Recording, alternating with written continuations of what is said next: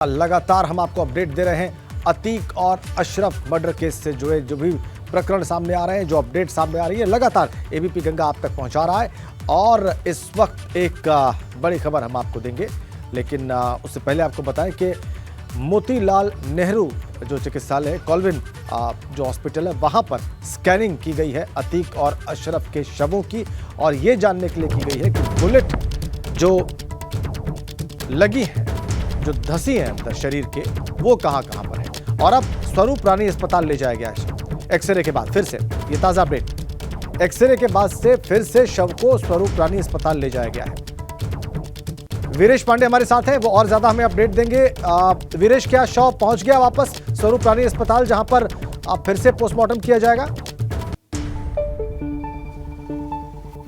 नहीं, शव अभी नहीं पहुंचा है। अशरफ का शव पहुंचा है। अतीक का शव अभी भी मोतीलाल नेहरू के इस हॉस्पिटल के अंदर ही है। और मैं अपने कैमरे की नज़र से जो आप ये एम्बुलेंस देख रहे हैं, वो अतीक के शव का ही इंतज़ार चल रहा है।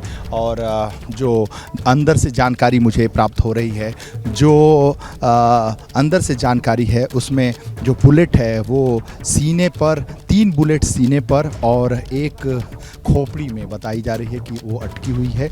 और उसी के लिए इस जो एक्सरे हुआ है, यानी 3 सीने पर और 1 खोपड़ी पे अभी भी अटकी हुई थी, जिसकी वजह से यहाँ पर ले जाया गया, एक्सरे कराया गया। और एक्सरे कराकर इस तरह की जो प्रक्रिया है उसको अंजाम दिया जा रहा है। एक बार यहाँ के फोर्स को दिखाना चाहूँगा, अपने कैमरामैन से कहूँगा कि जो गेट पर फोर्स लगाई गई है राजेंद्र, उसको दिखाऊँगा। खड़े खड़े बस उस फोर्स को दिखा दीजिए आप, क्योंकि ये जो यहाँ पर जो यहाँ के लोग हैं वो भी अपनी अलग अलग प्रतिक्रियाएं व्यक्त कर रहे हैं, कैमरे पर तो नहीं लेकिन मीडिया के सामने आकर। ये जो भीड़ आप देख रहे हैं, ये लोग यहाँ के रहवासी हैं, यहाँ के निवासी हैं। और छतों पर भी, जो बालकनी में आप देखिए कि इस धूप में लोग खड़े हैं और इंतज़ार कर रहे हैं अतीक अहमद, अतीक चकिया, अतीक पहलवान के जो शव है यहाँ से पोस्टमार्टम के लिए कब जाएगा। जो यहाँ के निवासी हैं वहाँ आकर खड़े हो गए हैं और पुलिस के लोग उनको देख रहे हैं, पीएससी के लोग उनको देख रहे हैं और अपनी बातों को, कल की क्या घटना हुई उस बात की व्याख्या कर रहे हैं। कि पहले एसटीएफ आई, तो फिर एसटीएफ की टीम ने यहाँ पर चाय बंद करवाया, फिर यहाँ के लोगों को हटाया, खदेड़ा, यहाँ से लोगों से कहा कि आप लोग चले जाइए, फिर कहा कि दुकानें बंद कर दी। फिर उनका कहना है कि यहाँ से जो लोग हैं वो कुछ गाड़ी में बैठ कर आए थे, फिर पुलिस की गाड़ी में चले गए। बहुत सारी चीज़ें, बहुत सारी बातें उभर कर आ रही हैं। पुलिस के जो ये लोग हैं यहाँ पर अपना मुस्तैद खड़े हैं, चूँकि कोई दूसरी अप्रिय घटना ना हो सके। एक बार फिर मैं कैमरामैन से कहूँगा कि अपने कैमरे को अंदर दिखाएं। और यहाँ के लोग कुछ बोलने की स्थिति में तो नहीं हैं, लेकिन हम अगर उनसे बात करें तो वो अपनी बातों को सकते हैं, ऐसी कोशिश करते हैं। लेकिन जब मैंने पूछने की कोशिश की तो कैमरे पर कुछ भी बोलने की, आप बोलेंगे भाई? क्या है तो उधर से एक जीप पे 4 आदमी आए हैं। एक पुलिस की जीप पे 4 आदमी आए हैं और चार आदमी को सबको दुकान बंद कराया गया चाय की। और अतीक और अशरफ को लेके एक गाड़ी आई है, अंदर गई है, उसके पीछे वो जीप गई है। जैसे वो उतरे हैं, चारों उतरे हैं, मारना शुरू कर दिया गोली। प्रक्रिया बताइए, पहले क्या, कौन सी जीप आके रुकी? पहले जीप स्टेशन की तरफ से आई है और सादाब चाय वाले के वहाँ पे वो हम लोग चाय पी रहे थे, वहाँ पे सबको भगाया है। 4 आदमी उसमें पुलिस के थे, हाँ, शादी वर्दी में। और उसके बाद अतीक और अशरफ को लेके अंदर जीप गई है, दूसरी जीप। अच्छा, वो पहली जीप से आए? पहली जीप से आए हैं। और जब वो अंदर घुसे हैं तो उसके बाद खट सेकंड में इनकी जीप घुसी है। जैसे वो उतरे हैं, जो चाय की दुकान पर चाय पीने वाले लोगों को भगा रहे थे, वो जीप पहले अशरफ और अतीक की जीप अंदर गई है, उसके बाद वो गए हैं। और चारों उतर के गोली की आवाज़ शुरू हो गई। उतरने के साथ ही मौका ही नहीं मिला। मीडिया के लोग भी तो अंदर थे? कुछ भी नहीं थे, कोई नहीं था। पुलिस वाले सब भाग गए। दोनों भाई का हथकड़ी लगी हुई थी, हाथ भी बांध दो, पैर भी बांध दो, उसके बाद मरवा दो। ऐसा तो होता नहीं। कानून नाम की चीज़ ही खत्म हो गई। योगी जी कुछ और देखिए, योगी जी आपसे हाथ जोड़ के निवेदन है, कुछ और देखिए। हमने 700 साल हुकूमत किया है लेकिन भाईचारा नहीं छोड़ा, भाईचारा हमेशा बरकरार रहा और ये बात अच्छी नहीं। मतलब चाय की दुकान पे जब आप लोग खड़े थे तो कौन से वो लोग थे जो अपराधी थे, जो तीनों पकड़े गए हैं? वो फर्जी हैं भाई, वो फर्जी हैं। वो फर्जी हैं, वो उनका कोई इस कांड से कोई लेना देना है ही नहीं। यहीं के रहने वाले? जी हाँ, सामने हमारा घर है। जब गोलियों की तड़तड़ाहट आपने सुनी? जी हाँ, चश्मदीद हैं आप? जी हाँ, जी हाँ। तो आपकी क्या प्रतिक्रिया हुई कि अरे ये क्या हो गया? हाँ, ये क्या हो गया। हम लोग जब देखा कि हमारा नेता हमारा लावारिस रूप में पड़ा हुआ है, दोनों भाई मार डाले गए और तुरंत चारों को वही जीप लेके चली गई। अच्छा, उन्हीं को चारों? हाँ, चारों को लेके गई। जो तीन है वो फर्जी हैं। तो जो सरेंडर की जो वीडियो है फर्जी है, फर्जी। कैसे कर सकते हैं? उस समय गोली चला रहे हैं, वीडियो में साफ दिख रहा है। वो आदमी थे। हाँ, वो 4 में से थे। हाँ। जो नाम कुशवाहा और ये वो दिया गया है, सनी बाद में दिया गया है। वो जो पकड़ के रखे हुए हैं भाई। आप कैसे कह सकते हैं? मतलब आप जब हमने वीडियो देखा, वीडियो में गोलियों की तड़तड़ाहट होती है, फिर गोलियां चलती हैं, वो सरेंडर करते हैं कि मुझे हम सरेंडर करता हूं, सरेंडर। अरे वो सब बेवकूफ़ बनाया है। वीडियो जो सामने दिख रहा है उसको कैसे? वो सिर्फ करने वो स्टेप के लोग थे। ये आप भी यहीं के निवासी हैं भैया? जी हाँ, बोल। अरे क्या बोले? हाँ, यहीं के और कहाँ के रहेंगे? हाँ, आप भी थे वहाँ पे मौजूद? क्या पहले दो सिपाही हैं, पहले चाय की दुकान बंद करवाए हैं। आप वहीं थे? हम थे, और फिर कॉम्प्लेक्स वाले को बंद करवाएं। हाँ, जना बंद हो जाए, जना मारने में आसानी रहे, जो कि पूरा पुलिस वाले ने साफ दिखाया है कि जगह दी है मारने के लिए। एक पुलिस वाला पीछे से हटा, सब मरवाने की प्लानिंग है। और क्या, रिपोर्टर बन के आए फर्जी, और क्या कहेंगे? ये जो कह रहे हैं आपको समझ? हम यहाँ पे नहीं करते, दुकान पे रहे।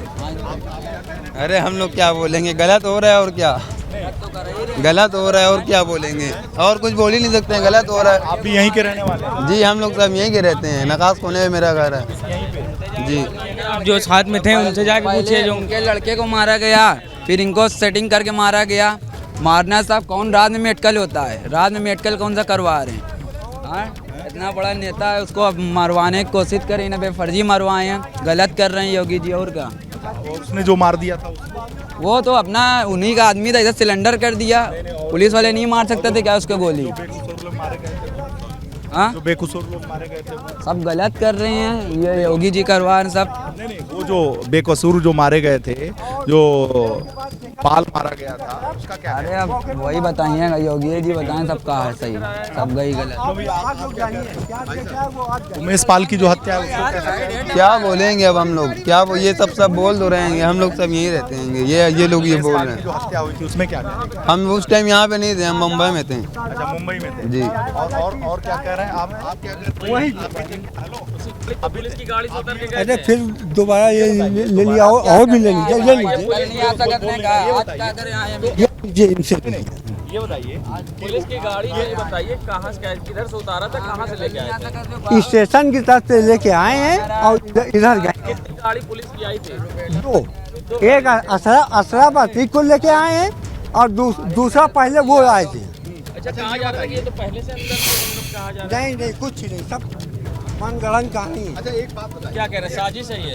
सब साजिश। मोदी जी ने कहा था, योगी जी ने कहा था कि मिट्टी में मिला देंगे, मिट्टी में मिला दिया। क्या नाम है आपका? क्या नाम है आपका भैया? क्या नाम है आपका? क्या मामला था, क्या देखा बताइए। जब उमेश पाल की हत्या हुई थी तो मैं नहीं था ना। वीडियो तो देखा इस मामले में कुछ क्या देखा नहीं। अनिल भाई, इस मामले में क्या देखा आप जरा एक बार सब बताइए। फर्जी। कैसे कह रहे हैं आप? सब योगी की साजिश है। योगी ने कहा था मिट्टी में मिला देंगे, मिट्टी में मिला दिया। इसका आधार क्या है कि अब फर्जी? आप लोग जानिए, उसको खोजिए आप। जब घटना घटी तब अरे आप हम नहीं थे, हम थे, उमेश पाल की जब हत्या हुई थी वो सही था? चाय पी रहे थे। क्या देखा आपने? उमेश पाल की हत्या जो हुई थी सही था? लोग, यहाँ के लोग, उमेश पाल को जो मारा था सही था? अनिल भाई यहाँ के लोग कह रहे हैं कि नहीं, एक आदमी आप आप पूछिए, बताओ ना, मैं पूछ रहा हूँ, उमेश पाल की हत्या हुई तो सही? जो हुआ था गलत हुआ था। हाँ, गलत हुआ था ना। गलत हुआ था। कानून भी कोई चीज़ है, कानून भी उसको पकड़ के उसको फांसी भी लटका देते। गलत था ना, लेकिन उसको पकड़ते कानूनी प्रक्रिया से थाने पे फांसी दे देते। अनिल भाई एक चीज और, मिट्टी में तो आतीक अहमद को मिट्टी में तो आने नहीं दिए हैं और फर्जी क्यों घुमा रहे हैं? मतलब इनकाउंटर करके गलत किए हैं। गलत किए। और वो जो उमेश पाल को चढ़ के मार दिए किए। पुलिस वालों को जो मार दिया था, वो भी गलत किया गया था। गलत किया, बहुत गलत किया था। क्यों सजा मिलनी चाहिए ना? मिलनी चाहिए, बिल्कुल मिलनी चाहिए। सजा जो दे दिया। करेगा वैसा हो गया। आप बताइए, आप भी कुछ बोल रहे हैं भैया, बड़े भाई। मुझे नहीं मालूम तुम बताओ यार। क्या बोले आप, सब जो गलत हो रहा है आप देखिए। कोई पूछने तो कोई फायदा नहीं, जो हुआ सो हुआ। करवा दी तो खत्म हो गई बात। अब वही बहुत अच्छा काम कर रहा है ना। मिट्टी में तो अतीक अहमद नहीं आने दी, अतीक अहमद को नहीं आने दी उनके लड़के की मिट्टी में, और रिमांड पे वहाँ घुमा रहे कसरिया में। पहले घुमाना था, मिट्टी दिलवाना था, अब क्या होता है? कल मीडिया कल नहीं हट गए, सहारा दी नहीं पूरा वही हाँ। योगी जी कहीं था मिट्टी में मिलाएंगे, योगी जी मिट्टी में मिला दिए, उनकी बात सच है। और अभी योगी जो कहते हैं वो कर देते हैं। हाँ वो कर देते हैं, बहुत अच्छे हैं। जैसे वो चूतिया बना सबका पिलवा रहे हैं। योगी जी की पूरी साजिश से ये काम हुआ। ऐसी इसमें अभद्र भाषा जो प्रशासन है, योगी जी की मिली भगत नहीं से वीरेश, ये भाषा जो है ये लोग प्रयोग कर रहे हैं, इनसे जो है ठीक है। जो उमेश पाल की हत्या हुई थी दिन दहाड़े, घुस के मारा था, वो उसके ये एम्बुलेंस वीरेश, ये एम्बुलेंस जो है वो कौन, ये एम्बुलेंस क्या लेकर निकल रही है वीरेश? निकाली जा रही है। और अपने कैमरामैन से कहूंगा, ये एक्सक्लूसिव तस्वीरें आपको दिखाई दे रही है। अतीक और अशरफ की डेड बॉडी को ले जाया जा रहा है। अतीक और अशरफ की डेड बॉडी को ले जाया जा रहा है एम्बुलेंस से, और अब स्वरूप रानी बक्सी हॉस्पिटल की तरफ डेड बॉडी को ले जाया जा रहा है। लोगों में भारी आक्रोश भी है, और मैं एम्बुलेंस को दिखाना चाहूँगा। ये एम्बुलेंस बहुत तेज़ी के साथ आगे बढ़ती हुई मोतीलाल नेहरू जो कॉलेज है, जो इंस्टीट्यूट है वहाँ से, और ये जो पुलिस के जवान हैं जो सुरक्षा में लगे थे, जो पीछे छूट गए, एडीएम एसडीएम की गाड़ियाँ लगी हुई हैं काफिले में, जो शव को ले जाया जा रहा है स्वरूप रानी बक्सी जो मेडिकल कॉलेज है वहाँ पर। और लोगों का कहना है, बहुत तरीके की विचार यहाँ पर दर्शकों ने सुना, और ये जो काफिला है पुलिस का वो बढ़ता हुआ जो स्वरूप रानी मेडिकल कॉलेज है वहाँ पे ले जाया जा रहा है। आगे क्या स्थिति है, एक बार फिर उस जगह पर चलने की कोशिश करेंगे। और ये जो इलाका है वीरेश, ये जो इलाका है जहाँ के लोगों से अभी आप बात कर रहे थे और जो इसको गलत बता रहे हैं बार बार, उसमें कई बहुत कम उम्र के लड़के भी हैं, कई किशोर अवस्था के भी लोग भी हैं, कई अधेड़ भी हैं, और ये सब गलत बता रहे हैं। इनके अलग अलग दावे हैं। ये किस इलाके की तस्वीर है, ये इस क्षेत्र का नाम बताएं जहाँ पे ये कॉल्विन अस्पताल है, जहाँ पर अभी स्कैनिंग हुई है और जहाँ के लोगों से आप बात कर रहे हैं वीरेश? ये कौन सा इलाका है? ये नखास कोना, ये नखास टोला है, नखास कोना जिसे कहते हैं। ये जो मुस्लिम बाहुल्य इलाका है, अल्पसंख्यक बाहुल्य इलाका है। मैं उस बालकनी को दिखाना चाहूँगा जो बहुत पुरानी मकान है, ये पुराना मकान है, उस पर आदमी के ऊपर आदमी और औरतों के ऊपर औरतें पूरी तरीके से लदी हुई हैं बालकनी में। आप देखिए वो दृश्य नखास कोने का दृश्य है। अब पर्दे लगाए जा रहे हैं, जैसे ही मीडिया के कैमरे वहाँ पर फोकस किया, सभी अतीक अहमद और अशरफ की शव को देखना चाह रहे थे, और अलग अलग तरीके की प्रतिक्रियाएँ। ये नखास कोना का इलाका है, अल्पसंख्यक बाहुल्य इलाका है, रेलवे स्टेशन से 1.5 किलोमीटर दूर का इलाका है, और ये पूरी तरीके से जो मोतीलाल नेहरू मंडली चिकित्सालय कॉल्विन, जिसका नाम है कॉल्विन प्रयागराज, वो वहाँ की स्थिति एक बार फिर जो लोग हैं उनसे बात करने की कोशिश करूँगा और बताऊँगा कि वो क्या कहना चाहते हैं। और भैया क्या कहना चाह रहे हैं? भैया कुछ नहीं शॉप पे थे हमने बताया अपने शॉप पे थे, भगदड़ मची। नहीं जब कुछ नहीं ये नखास कोना है ना जी। अच्छा, चलिए और भी कुछ लोगों से पूछता हूँ। बात करने की स्थिति यहाँ पर कुछ लोगों की है, कुछ लोगों की। जाओ चलो, गाली वाली ना बको, जाओ। क्या हुआ?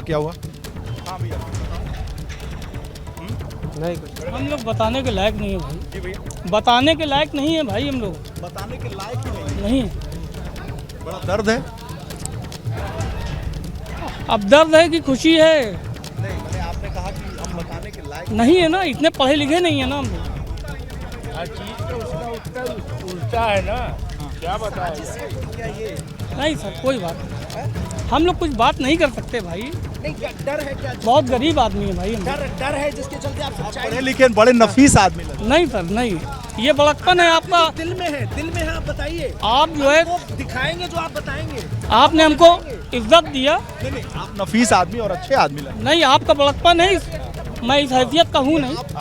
नहीं, ये जो हुआ है कल की घटना, इसको चलिए आप बोलने की स्थिति में नहीं है। हालांकि पुलिस यहाँ लोगों को तितर बितर कर रही है। जो लोग यहाँ पर कुछ उपद्रव करने की भी स्थिति में थे, जो पीएससी के जवान हैं, उत्तर प्रदेश पुलिस के जवान हैं, उन्होंने सबको लाठी भांज कर तितर बितर करने की कोशिश की है। ये देखिए, लोग अलग अलग अपने अपने घरों में जा रहे हैं। लोगों से कहा जा रहा है कि आप अपने घरों में जाइए और जो यहाँ की स्थिति है उसको आपने, दर्शकों ने, सबने बिल्कुल, हम सब लोगों ने लाइव देखा और सुना। वीरेश अलग अलग वर्जन है वहाँ पर, अलग अलग ऐसे लोग हैं जो अलग अलग किस्म की बातें कर रहे हैं। वीरेश, आपने वहाँ पे कम से कम 10 लोगों से बात की और 10 तरह की बातें सामने आई और हम सब ने देखा कि वो ये कह रहे हैं कि योगी जी ने जो कहा वो किया। जी वीरेश, कुछ अपडेट है आपके पास? कोई जानकारी आपके पास? जी, मैं ये कह रहा था, मैंने जब जो उस नौजवान से मैंने पूछा जो बहुत कम उम्र का था, उसने कहा योगी जी ने कहा मिट्टी में मिला देंगे, तो मिला दिया। हमने कहा योगी जी जो कहते हैं वो करते हैं। बोले योगी जी जो कहते हैं वो करते हैं। भाई यही मान लो, जो योगी जी कहते हैं वो और करते हैं। उससे भी पहले वीरेश ये दावा किया गया कि वहां पर चाय की दुकान को पुलिस के लोगों ने ही बंद कराया। इस पर अब देखिए, पुलिस मार्च कर, तस्वीरें दिखा रहे हैं आपको लाइव और एक्सक्लूसिव। ये देखिए आप, ये नखास कोना का इलाका जहां पे कोलविन अस्पताल है, जहां पर वीरेश मौजूद है।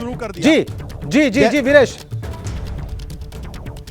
ये देखिए, पुलिस ने फ्लैग मार्च करना शुरू कर दिया। जैसे ही हम लोगों ने, मीडिया के लोगों ने यहाँ के लोगों से बात करना शुरू कर दिया, क्रिया प्रतिक्रिया आने लगी। फिर कुछ उपद्रव की स्थिति भी हुई और धक्का मुक्की की भी स्थिति हुई, इसलिए फ्लैग मार्च शुरू हो गया है। जैसे ही अतीक और अशरफ का शव यहाँ से कॉलविन हॉस्पिटल यानी मोतीलाल नेहरू मंडलीय चिकित्सालय से स्वरूप रानी हॉस्पिटल ले जाया जा रहा है, ऐसे में यहाँ पर चारों तरफ सन्नाटा की स्थिति है। बीच में जब शव यहाँ था तो हमने दर्शकों को दिखाया कि किस रूप में क्रिया प्रतिक्रिया, एक हुजूम लगभग सैकड़ों की संख्या में यहाँ पर जो नौजवान थे उनकी तादाद यहाँ हो गई थी। अब तो ये सारे मीडिया के बंधु हैं और आप देखिए फ्लैग मार्च की स्थिति है। जो पुलिस है उसमें मीडिया के लोगों से भी हाथापाई इन लोगों की हुई, तो जो यहाँ के थानाध्यक्ष हैं वो यहाँ पर चहलकदमी कर रहे हैं, गश्त कर रहे हैं, लोगों को हटा रहे हैं। मीडिया से भी रिक्वेस्ट कर रहे हैं कि अब यहाँ तो कुछ बचा नहीं है, आप लोग यहाँ से जाइए, और रिक्वेस्ट कर रहे हैं। और पूरी सड़कों को एक तरीके से, जो यहाँ पे चहल पहल की स्थिति थी, केवल आपको पुलिस,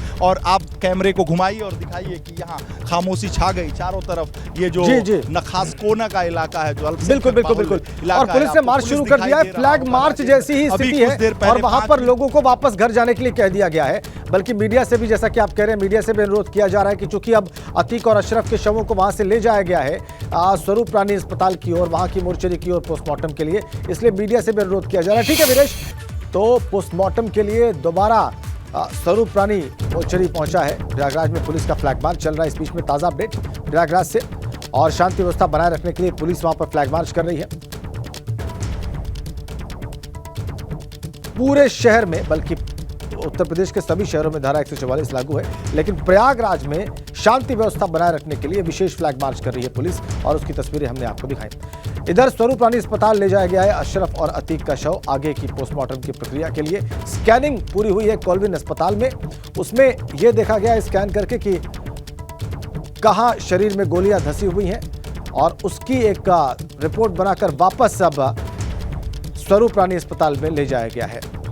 वीरेश पांडे लगातार हमें वहां से अपडेट कर रहे हैं। वीरेश, अभी क्या आप कॉलविन अस्पताल के सामने ही हैं या आप रवाना हो गए स्वरूप रानी अस्पताल के लिए?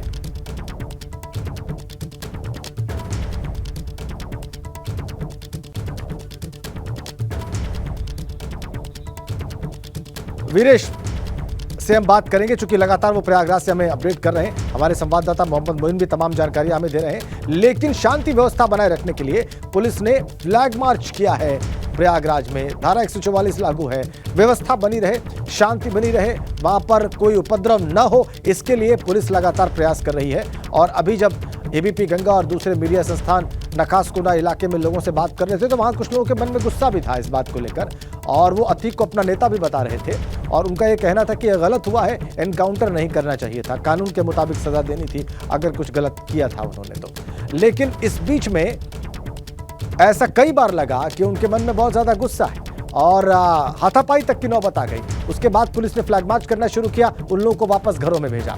तो ये प्रयागराज से ताजा अपडेट है। पुलिस ने वहां पर फ्लैग मार्च किया है, धारा 144 लागू है, व्यवस्था बनाए रखने के लिए पुलिस ये काम कर रही है। मीडिया के लोगों से भी वहां पर अनुरोध किया गया कि चूंकि अब यहां से दोनों के शव वापस ले जाए गए हैं स्वरूप रानी अस्पताल, इसलिए कृपया आप लोग अब यहां से स्थान रिक्त करें, यहां से जाएं। ये बात मीडिया के रिपोर्टर से वहां पर पुलिस के द्वारा कही गई ताकि वहां पर व्यवस्था न बिगड़े। इस बीच में जो एक आरोपी है, इस शूटआउट का जो एक आरोपी है अतीक और अशरफ के मर्डर का, उसका जो है वो इलाज चल रहा है स्वरूप रानी अस्पताल में, जहां पर पोस्टमार्टम किया जा रहा है अतीक और अशरफ का, वहीं पर उसका इलाज भी चल रहा है। लेकिन उसके किस हिस्से में चल रहा है इसको पुलिस ने गुप्त रखा है, इसको सार्वजनिक नहीं किया है। उसके हाथ में गोली लगी बताई जाती है कल के इस हत्याकांड के दौरान, इसलिए उसका भी वहां पर इलाज चल रहा है। ये देखिए आप नखासकोना इलाके की तस्वीरें, पुलिस ने वहां पर कैसे फ्लैग मार्च किया, पुलिस ने वहां पर लोगों को वापस घरों में भेजा ताकि वहां पर उपद्रव न हो, ताकि वहां पर व्यवस्था न बिगड़े। ये देखिए आप तस्वीरें नखासकोना की।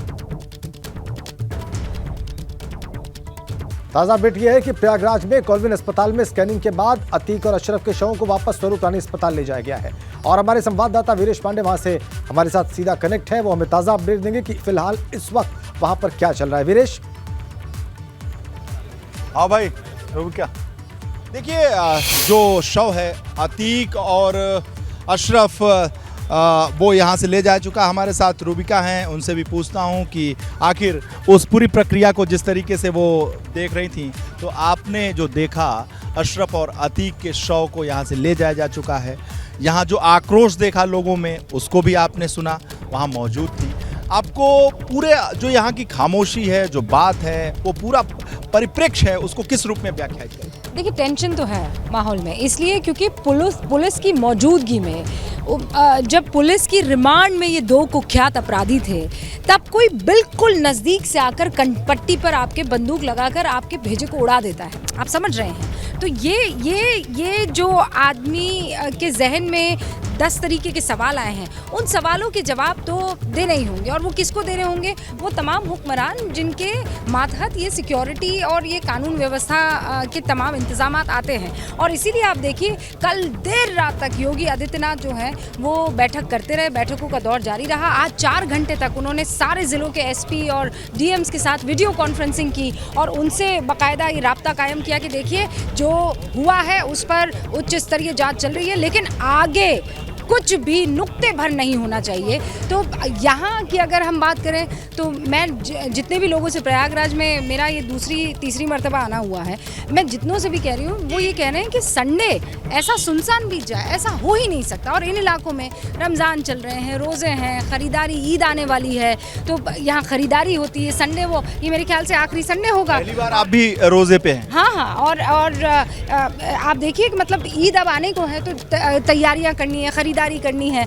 लेकिन ऐसे में इस तरीके का जब वाकया हो जाता है तो लोगों के मन में ज़रूर टेंशन है। लेकिन कानून व्यवस्था अब तक आप देख सकते हैं, अभी जो कल का एपिसोड है के बाद कोई भेदने में ऐसी कोई अनहोनी वाली घटना नहीं आई है। सारे के सारे जो हैं वो पुख्ता तरीके से एकदम अलर्ट मोड पे नज़र आ रहे हैं। और इस बीच मुझे भी बुलाया जा रहा है क्योंकि 3:30 बजे का हमारा विशेष बुलेटिन है। आप एबीपी गंगा के दर्शकों को जानकारी दीजिए और फिर एबीपी न्यूज़ पर मैं आपसे कुछ जानकारी जो है वो साझा करवाऊंगी। निश्चित रूप से जिस तरीके से रूबिका को आपने सुना कि किस रूप में यहाँ का माहौल है, क्या आबो हवा है, किस रूप में यहाँ के लोगों में एक खामोशी है। राजेंद्र आपने सुना कुछ विद्रोह था, कुछ लोगों में नाराजगी है, गुस्सा है, कुछ तरीके का भ्रम है। मोहम्मद मोइन, आप एक्सरे जो अभी अतीक और अशरफ का जो एक्सरे है उसकी खोज में अंदर चले गए थे, खोजी पत्रकार हैं आप, तो जो आपने खोज किया है अतीक और अशरफ में। तो मुझे जो जानकारी सोर्सेस मिली है, अतीक के सीने में 3 बुलेट्स अटकी हुई थी और एक खोपड़ी में बुलेट जो है अटकी हुई थी। अशरफ की जानकारी क्या है और अतीक के बारे में और बेहतर जानकारी क्या है, एबीपी गंगा के दर्शक जो लगातार इस बात के पूरे भरोसे के साथ कि एबीपी गंगा पर पहले खबर, सबसे बड़ी खबर यहीं मिलेगी, क्या बताएंगे? निश्चित तौर पर अभी हम अंदर गए थे, हमने अपने सोर्सेज से ये खंगालने की कोशिश की कि क्या अतीक और अशरफ के शरीर में बुलेट फंसी हुई थी, गोलियां धंसी हुई थी। तो सोर्सेज ने इस बात की पुष्टि की है कि दोनों के शरीर में जो है वो जो बुलेट है वो फंसी हुई थी, लेकिन संख्या कितनी थी, नंबर्स कितने थे, वो अभी पुख्ता तौर पर नहीं कहा जा सकता, एग्जैक्ट नंबर नहीं बताया जा सकता है। लेकिन दोनों के शरीर में कुछ गोलियाँ फंसी हुई थी, कई गोलियाँ जो हैं आर पार हो गई थी, वो निशान थे, उन्हें आइडेंटिफाई किया गया। कुछ गोलियाँ फंसी हुई थी, ये आइडेंटिफाई किया गया है और एक सील बंद लिफाफे में रिपोर्ट जो है वो पोस्टमार्टम हाउस भेज दी गई है। वहां पर सीएमओ की मौजूदगी में वो लिफाफा खोला जाएगा और जो पैनल में शामिल डॉक्टर्स हैं पोस्टमार्टम करने वाले, वो इस रिपोर्ट को खोल करके उन जगहों से बुलेट निकालेंगे। उसके बाद उसे फॉरेंसिक टीम को जांच के लिए भेजा जाता है और उसके बाद उसे एविडेंस के तौर पर रखा जाता है और जब वो केस का ट्रायल शुरू होता है तो उसमें ये बहुत बड़ा आधार बनता है। आधार बनाता है। हमारे साथ अभिषेक उपाध्याय हैं। अभिषेक, छात्र जीवन से अतीक चकिया, अतीक पहलवान को आपने सुना है, देखा है, जाना है,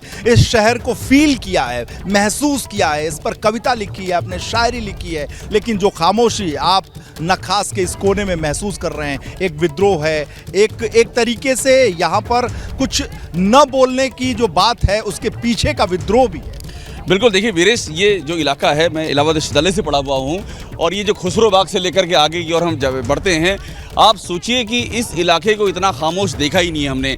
इधर से आएंगे तो ये प्रयाग जंक्शन से आगे बढ़ते हैं, खुसरो बाग से करेली का इलाका, और अभी आप सोचिए मैं अभी करेली के अंदर गया था, अबू बकर मस्जिद की तरफ उधर गया था। ये सारे इलाके हैं जो हम जब यहाँ से जाते थे तो ऐसी यहाँ पर आप इस समय में आप गाड़ी नहीं निकाल सकते थे, लेकिन सन्नाटा है, एक अंदर से डर है, खदशा है।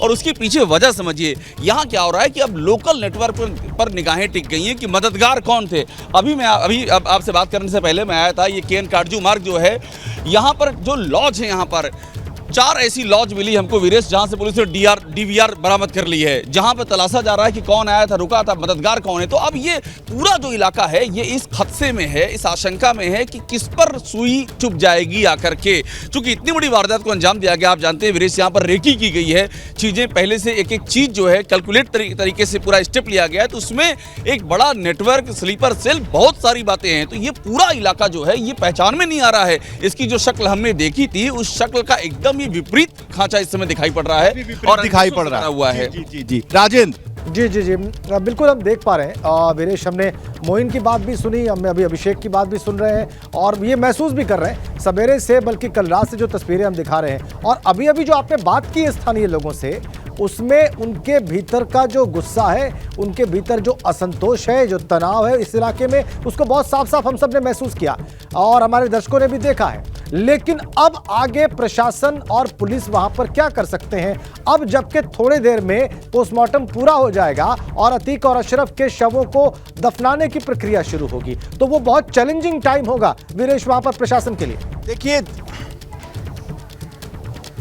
देखिए राजेंद्र, जब असद का सुपुर्दे खाक किया जा रहा था और गुलाम को किया जा रहा था, उस वक्त भी शहर में बेहद तनाव था और जो शहर के जो मुख्य जो सुरक्षा के अधिकारी हैं, कमिश्नर साहब, वो पूरी तरीके से फ्लैग मार्च कर रहे थे। आज अभी आपने देखा विद्रोह की स्थिति किस रूप में थी, लोग किस तरह से अपनी खामोशी को तोड़े और जब तोड़े तो पूरी तरीके से बरस पड़े। तो ये जो नखास कोना, जो जैसा कि अभिषेक बता रहे थे कि हमेशा गाड़ी चलाना, यहाँ मोटरसाइकिल चलाना भी बहुत मुश्किल है। ये करेली का खुलदाबाद इलाका, करेली इलाका, ये नखास कोना, ये प्रयागराज रेलवे स्टेशन के आसपास का इलाका जो बहुत ज़्यादा भीड़ भरा इलाका है और अल्पसंख्यक बाहुल्य इलाका है। अभी जिस तरीके से सैकड़ों लोग इकट्ठा हुए थे, आपस में बातें करना शुरू कर दिए थे, टेलीविजन स्क्रीन पर भी उन्होंने अपनी बातों को, अपनी नाराज़गी को व्यक्त किया, तमाम तरह की सरकार पर उन्होंने आरोप लगाया। उसके बाद पुलिस ने लाठियां भाजी और हल्का बल प्रयोग किया, फिर एक सन्नाटा जो आप यहाँ भी पुलिस को देख सकते हैं। और जिस तरीके से जब सुपुर्दे खाक किया जाएगा अभिषेक उपाध्याय, अतीक अहमद और अशरफ को 44 साल की जराइम की दुनिया की बादशाहत कह सकते हैं। इलाहाबाद यूनिवर्सिटी से आप भी ताल्लुक़ रखते हैं, मैं भी ताल्लुक़ रखा हूँ। तो ऐसे में जब नाम लोग कहते थे कि चकिया से हूँ, चकिया की रंगबाजी और एक तरीके से बोलबाला चलता था। यूनिवर्सिटी में अगर कोई कह देता था कि चकिया वाला, कहते भैया इससे दूर रहो, ये चकिया वाला है यार, इससे ना सटो यार। इलाहाबाद यूनिवर्सिटी में कहते थे यार चकिया वाला है, इससे सटो ना यार, कहाँ तुम इसके चक्कर में पड़े हो, पढ़ने आए हो, कहीं देवरिया से आए हो, गोरखपुर से आए हो, बलिया से आए हो, पढ़ लिख लो, ये चकिया वालों से न लड़ो। तो ये जब अतीक और अशरफ को दफनाया जाएगा, सुपुर्दे खाक किया जाएगा, तो जिस तरीके से यहाँ खामोशी है, तनाव है, एक अंदर का गुस्सा है, वो क्या रूप होगा। देखिए, अभी आप जो शहर की बात कर रहे थे वीरेश, अगर आपने कहा चूंकि उसको बयां करने के बाद, तो अगर आप इजाज़त दें एक शेर के ज़रिए बयां करूं, तो वो यही कहानी है कि शहर में जीने के अंदाज निराले हैं, होठों पे लतीफ़े हैं, आवाज़ में छाले हैं। तो आवाज़ में ऐसे छाले पड़े हैं कि लोग बोलने से कतरा रहे हैं। और यहीं से पढ़ा हुआ हूँ मैं, इलाहाबाद विश्वविद्यालय से पढ़ा हुआ हूँ मैं। आपने जिस अतीक के टेरर की बात की, वो दौर देखा है। अतीक अहमद के मैंने इंटरव्यू किए हैं, अतीक अहमद से वैसे भी बातचीत होती रही है, और वो जब पढ़ता था उस ज़माने में हमारे विश्वविद्यालय में ये स्थिति थी कि अतीक अहमद का नाम लेकर के, पता नहीं उनका संपर्क अतीक से कभी हुआ भी रहा होगा, लेकिन वो नाम डाल करके बीच में मामलों का रफा दफा हो जाता था, नाम पे कब्जे हो जाते थे। अतीक अहमद का आदमी है और वहाँ कब्जा, वो दौर देखा। और आप सोचिए वीरेश, 6 साल से अतीक अहमद जेल में है, और इस 6 साल में 1 दर्जन से ज़्यादा मुकदमे हो गए 6 साल में, जबकि वो जेल में है। तो जेल से रहते हुए साम्राज्य किस तरह से एक्टिव था, किस तरह से काम कर रहा था, ये सारी बातें उभर करके सामने आई हैं। और एक इलाहाबादी शब्दों में चकिया वाले बोलते थे, मैंने उसको लिख लिया क्योंकि वो इलाहाबादी बात करने का तरीका है। हम का नहीं जानत को हो काबे, चकिया के हैं। हमको ना ही जानत हो काबे, हैं काबे वाली जो भाषा है, हमको ना ही जानत हो काबे, चकिया के हैं। जानत नहीं हो, हम चकिया के हैं। ये आप जो जिस भाषा को बता रहे हैं, इसको सुनते सुनते यहाँ आपने पढ़ाई की है, और बम मार देवे इतनी बमबाजों का जो अड्डा पूरा हुआ था, यहाँ से लेके कटरी तक। अभी एक जो इसमें किरदार है गुड्डू मुस्लिम बमबाज, तो जो बमबाजों का पूरा एक गिरोह हुआ करता था। हम विद्यार्थी जीवन में बमबाज शामिल थे। बमबाज कहाँ बम मार के चले जाएंगे आपको पता नहीं चलेगा। यही शहर है पूरे प्रदेश में, और हम कह सकते हैं उत्तर भारत में।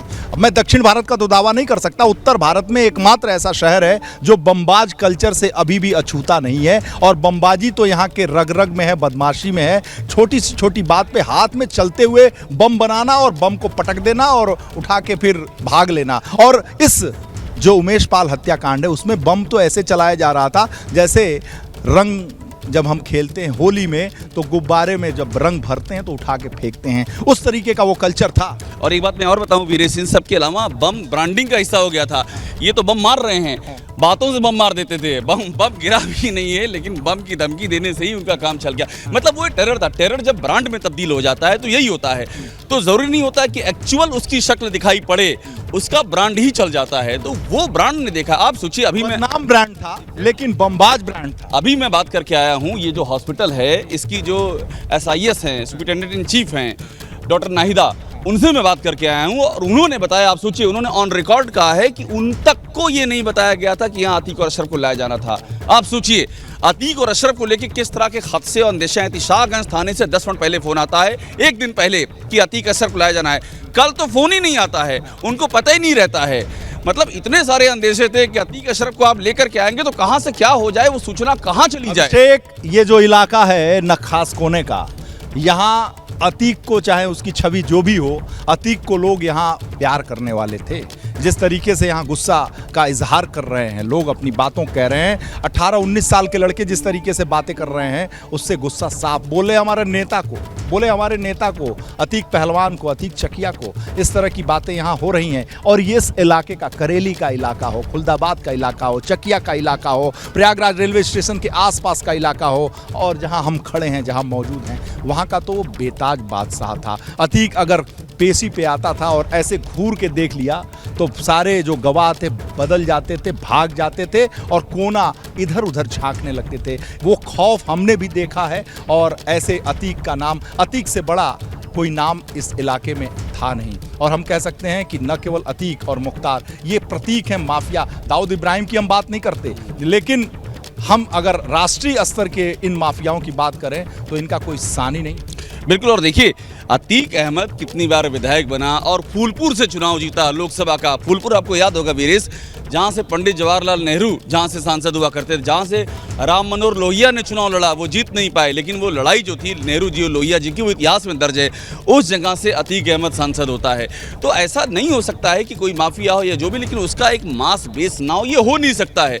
और मास बेस होता है। हमने अतीक अहमद ही नहीं, इसके पहले के तमाम माफियाओं की हमने कहानी देखी है, इंक्लूडिंग मुख्तार अंसारी के भी। मैं कल मैं गाजीपुर में ही था, मोहम्मदाबाद की तरफ ही था, वहाँ पर जो हमने देखा अफजाल और मुख्तार का, उनका भी एक मास बेस है। ऐसा नहीं हो सकता है कि उनके अपने समर्थक ना हो। मास बेस तो ऐसा है कि 89 में निर्दलीय चुनाव जीतते हैं। ये मऊ से जब लड़ता है मुख्तार अंसारी तो निर्दल चुनाव जीतता है। निर्दल चुनाव जीतता है सारी पार्टियों को धत्ता बता के। ये पार्टियों में तब गए जब इन्होंने अपना निर्दल जीत के अपने रसूख को दिखाया, दबदबा को दिखाया। वो वक्त था 80 का दशक था जब इन्होंने ये तय कर लिया कि नेताजी के पीछे नहीं घूमना है बल्कि खुद नेता बन के दिखाना है। बिल्कुल ठीक कह रहे हैं। देखिए, जब ये क्लियर हो गया कि अपने दम पे वोट ना अपनी सीट ही नहीं बल्कि कई सीटें प्रभावित कर सकते हैं, वीरेश 1-2 सीट की बात नहीं है, कई सीटों पे असर डालते हैं, उसके बाद होड़ हो गई। आप सोचिए, आपको याद होगा मुलायम सिंह यादव और अखिलेश यादव मतभेद भी हो गया था इस मुद्दे को लेकर। एक जमाना वो भी था कि अतीक को देना है कि नहीं देना है, लेकिन अतीक अहमद का बाल बाका नहीं हुआ। अतीक का वो काफिला जब कानपुर जाके वो नॉमिनेशन करता है तो वो हमर, वो रोल्स रॉयस, वो मर्सिडीज, वो BMW, वो ऑडी, उस जमाने में जब लोग देखते नहीं थे, ये दिल्ली और मुंबई के में बड़ी ये गाड़ियां दिखती थी। उस जमाने में 100 गाड़ियों का काफिला कानपुर गया था। उसका विजुअल आज भी ABP नेटवर्क के पास है। कभी कभी हम भी चलाते हैं कि प्रयागराज का रंगबाज, ऐसे बहुत सारे ऐसे शो हमने किए हैं जिसको उसमें हम दिखाते हैं। तो वो रंगबाजी, वो आलम, उसकी व्याख्या आसान नहीं। बिल्कुल ठीक कह रहे हैं, उसकी बिल्कुल आसान नहीं। और अभी आज जो खदशे हैं, ये इंटरनेट क्यों बंद किया गया वीरे साहब, समझिए, ये इंटरनेट बंद कर देना, एक क्राइम सीन यहाँ क्रिएट हुआ जहाँ हम खड़े हैं, लेकिन उस क्राइम सीन के चलते पूरे शहर में अंदेशे हैं, पूरे प्रदेश में पुलिस हाई अलर्ट पर, 144 लगी हुई है, DGP की लगातार DGP की मीटिंग, CM खुद कमान संभाले हुए हैं। तो आप समझिए कि मामला कितना सेंसिटिव है।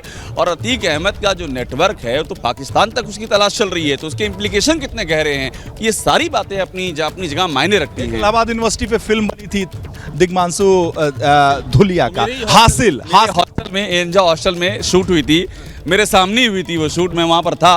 और तिग्मांशु धूलिया जो हैं वो मेरे एंजा हॉस्टल के सीनियर भी हैं, तो हमारे सामने की शूटिंग थी।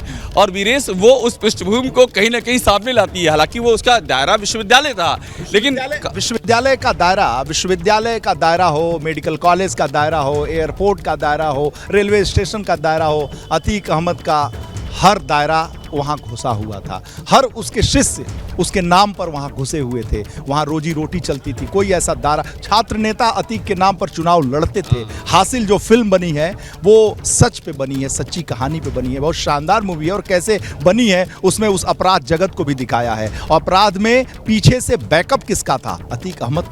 बिल्कुल अतीक अहमद का बैकअप था। और देखिए, अभी जो बात चल रही है वीरेश की, पॉलिटिकल लिंक खंगाले जा रहे हैं। आप सोचिए, अगर पॉलिटिकल लिंक की तलाश हो गई तो कितने चेहरे बेनकाब होंगे।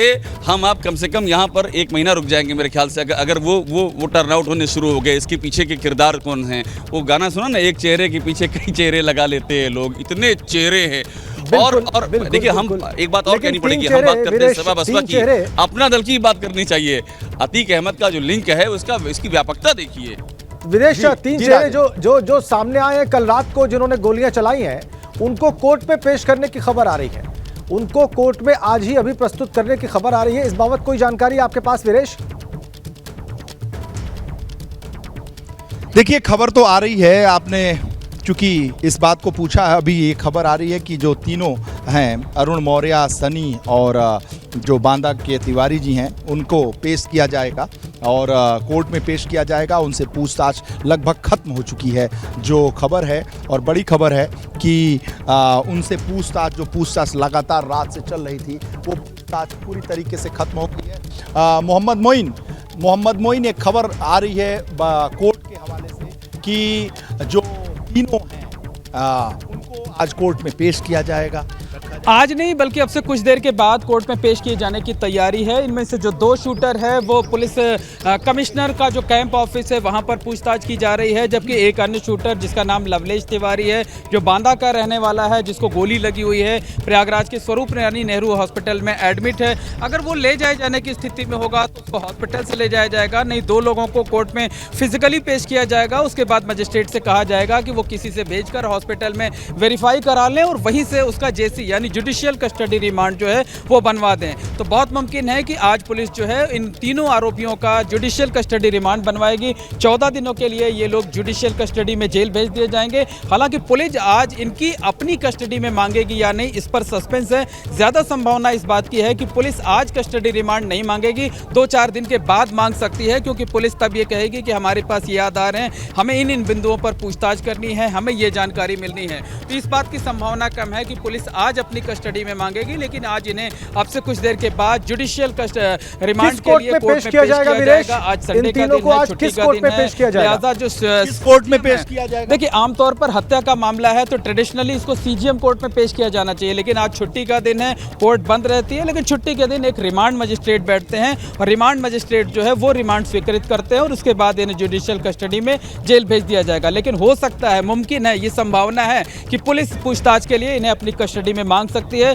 7 से 14 दिनों की कस्टडी मांग सकती है। लेकिन इसकी बात की संभावना कम है कि पुलिस आज ही कस्टडी रिमांड मांगेगी। बहुत संभावना इस बात की है 2-4 दिन के बाद इनकी कस्टडी पुलिस मांग सकती है।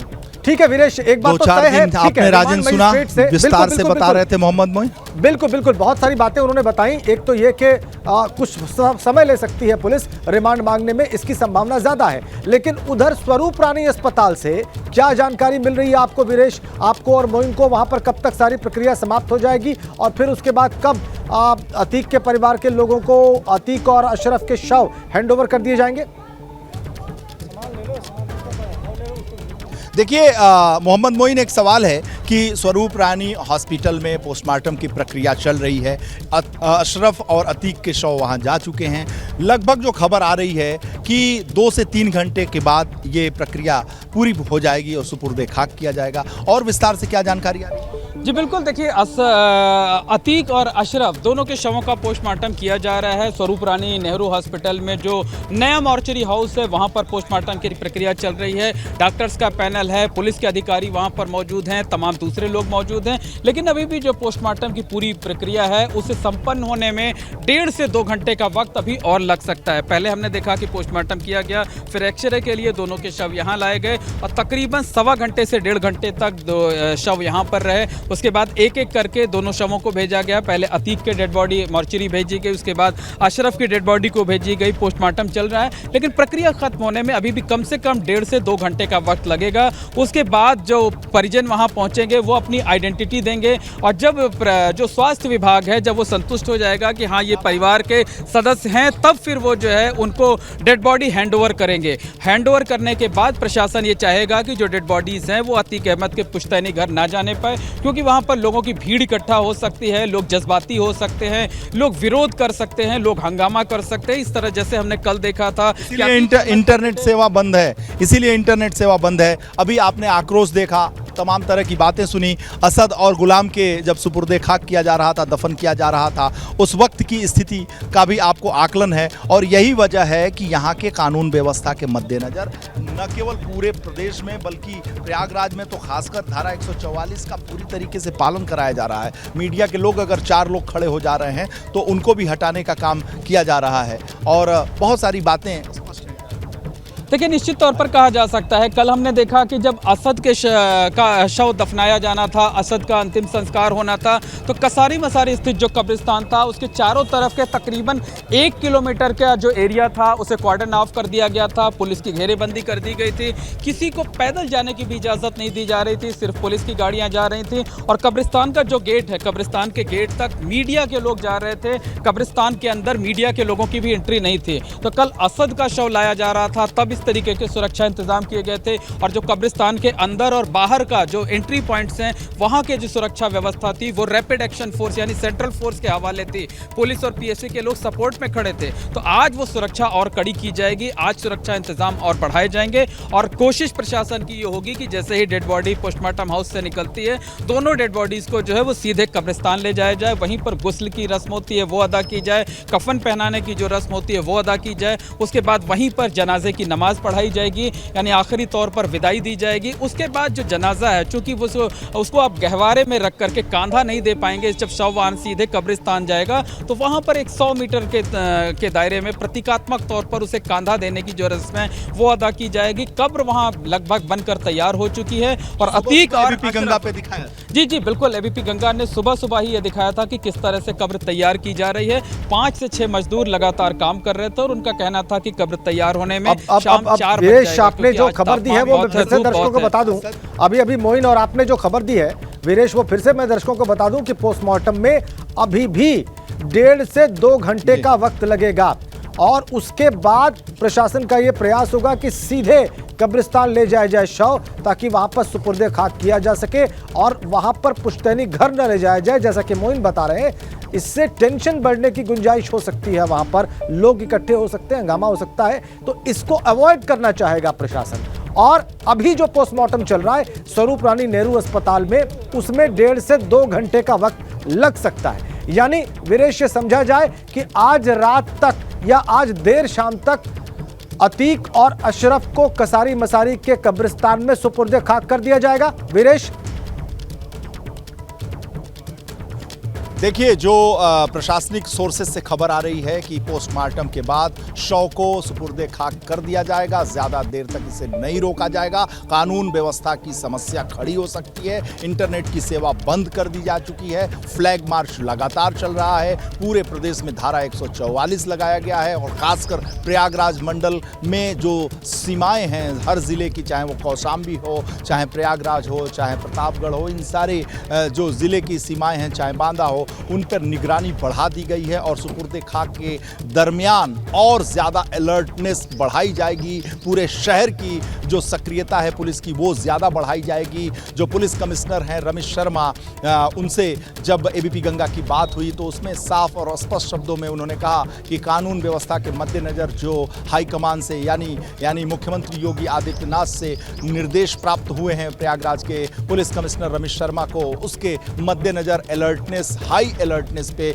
यहाँ की पुलिस है और आरएएफ के जवान हैं, चाहे पीएससी के जवान हैं, पीएससी के बहुत सारे प्लाटून। मैं एक बार अपने कैमरे की नज़र से यहाँ से दिखाना चाहूँगा कि ये नखास कोने का इलाका है, ये मोतीलाल नेहरू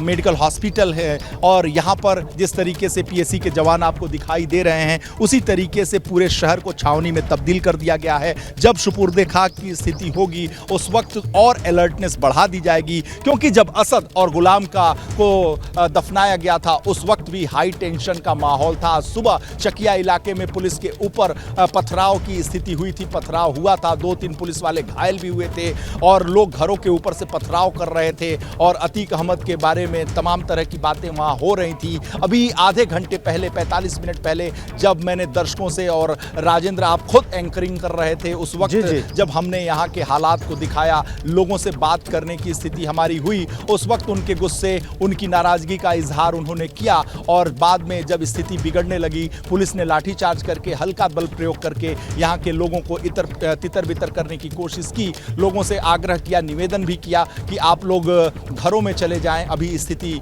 यहाँ पर ठीक नहीं है। इसलिए जो सुपुर्दे खाक का दौर है, जो समय है, वो बहुत ही संवेदनशील है इस शहर के लिए। मोहम्मद मोइन इस सुपुर्दे खाक के दरमियान और अभिषेक उपाध्याय, ये सारे साथी हमारे साथ रहेंगे। सुपुर्दे खाक के दरमियान जिस तरीके से यहाँ की स्थिति है वो बहुत तनावपूर्ण दिख रही है, लेकिन उस वक्त जैसा असद और गुलाम के दफन के समय हुआ था, जब उस समय उतना तनाव था तो आज का तो तनाव बहुत ऊपर होगा। देखिए, निश्चित तौर पर कहा जा सकता है कि प्रयागराज का जो पश्चिमी इलाका है, पुराना शहर है, वहाँ रात के वक्त भी खासी चहल पहल रहती है और कई बार ऐसा होता है कि चूंकि ईद का त्यौहार सिर पर है, एक हफ्ते से कम का वक्त बचा है, तो रात को 12 बजे भी ट्रैफिक जाम के हालात रहते हैं। लेकिन आज दिन में हम निकले, तमाम सड़कों का हमने भ्रमण किया, देखा वहाँ की तस्वीर क्या है वो देखी। सारी दुकानें बंद हैं, सड़कों पर सन्नाटा सा पसरा है और ऐसा लगता है कि जैसे अघोषित कर्फ्यू सा लगा हुआ है। यही बात अभिषेक उपाध्याय कर रहे थे। राजेंद्र के अंदर की भी जो जिज्ञासा थी कि आखिर वहाँ की क्या स्थिति होगी, कानून व्यवस्था का क्या असर होगा, जब सुपुर्दे खाक होगा उस वक्त भीड़ का जो यहाँ पर आलम होगा वो क्या होगा। अभिषेक उपाध्याय, इन इलाकों में कभी इतनी खामोशी हमने देखी नहीं। बिल्कुल नहीं देखी। और आप एकदम सही बता रहे थे कि ये जो पूरा इलाका है, ठीक है ना, और हम लोग तो मतलब शुरू से यहीं से जर्नलिज्म शुरू किया। मोइन सर को मैं उसी समय से जानता हूँ, जब से यहाँ से हमने जर्नलिज्म शुरू किया है, कि यहाँ पर ये जो इलाके हैं, जैसे मैं अभी आपसे कह रहा था ना, हम जैसे हमारा ड्राइवर हैरान था, कह रहा था कि कैसे हम लोग गाड़ी चला रहे हैं यहाँ पर और कोई कहीं एक भी ब्रेकर नहीं आ रहा, कोई रोक नहीं रहा है, कहीं जाम नहीं लग रहा है। और देखिए एक बात सुना है, खामोशी जो है हम लोग यहाँ से मैं स्टूडियो में महसूस कर सकता हूं, हमारे तमाम दर्शक आप भरोसा नहीं कर सकते।